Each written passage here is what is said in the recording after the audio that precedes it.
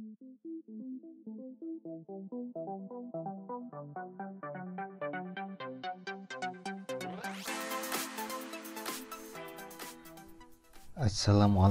warahmatullahi wabarakatuh.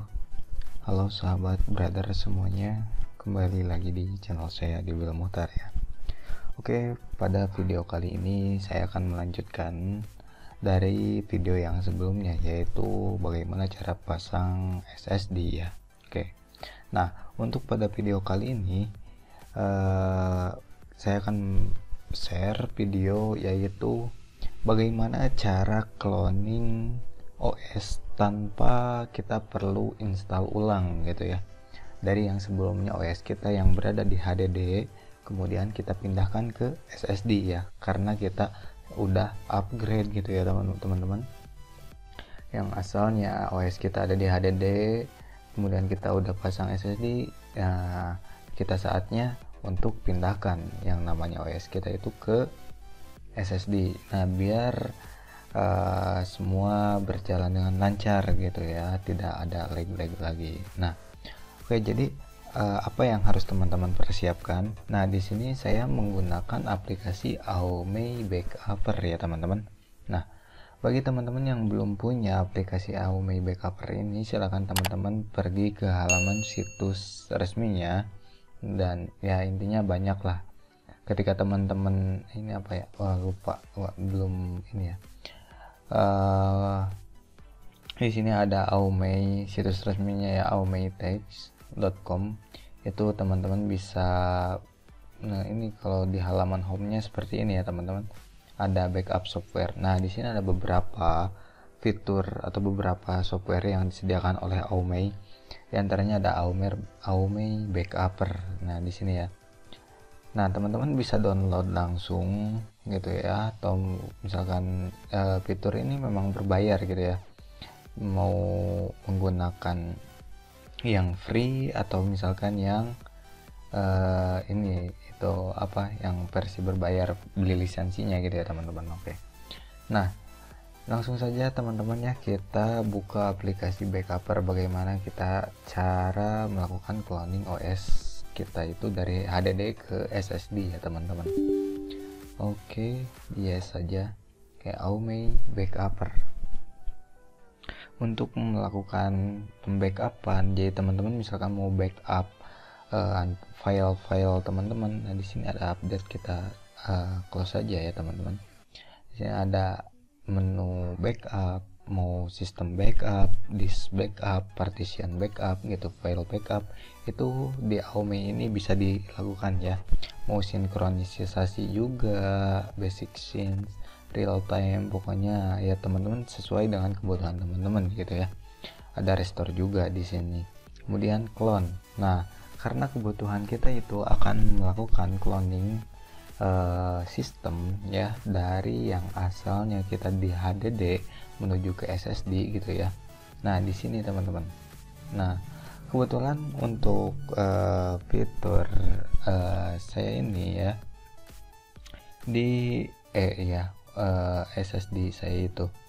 Nah, kenapa ini udah ada yang namanya Windows? Sebetulnya saya sebelumnya udah membuatkan video, namun ternyata terhapus gitu ya.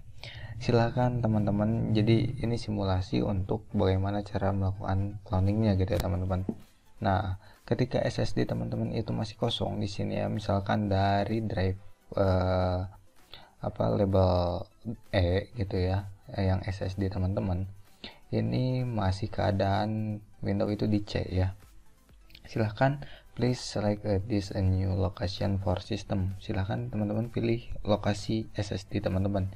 Misalkan ini ya SSD saya, ini saya save di sini. Klik saja, kemudian kita next. Nah, nanti akan ada beberapa short partisi dari C itu akan dipindahkan kepada E ya di sini. Nah, teman-teman klik saja di sini start clone ya.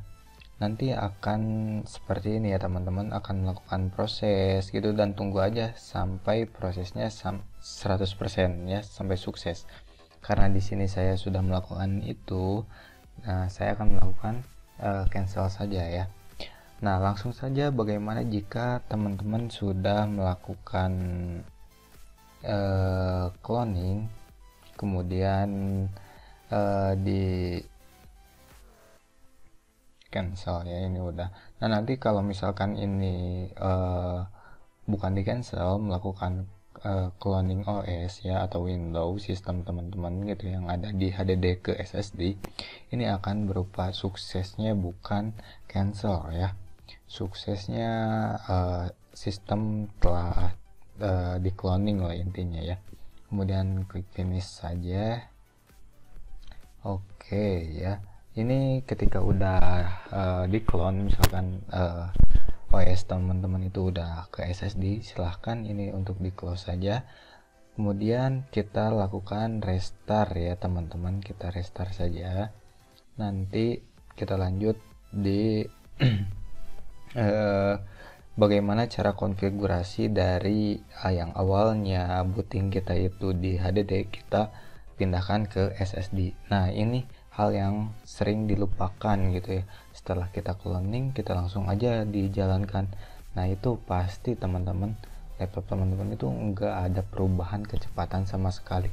Tetap aja kayak yang lemot karena si OS kita itu atau si booting kita itu masih membaca kepada HDD gitu ya teman-teman. Nah, jadi silakan untuk lakukan konfigurasi setelah pemasangan atau cloning OS dari HDD ke SSD ya. Silakan di restart dulu ya teman-teman.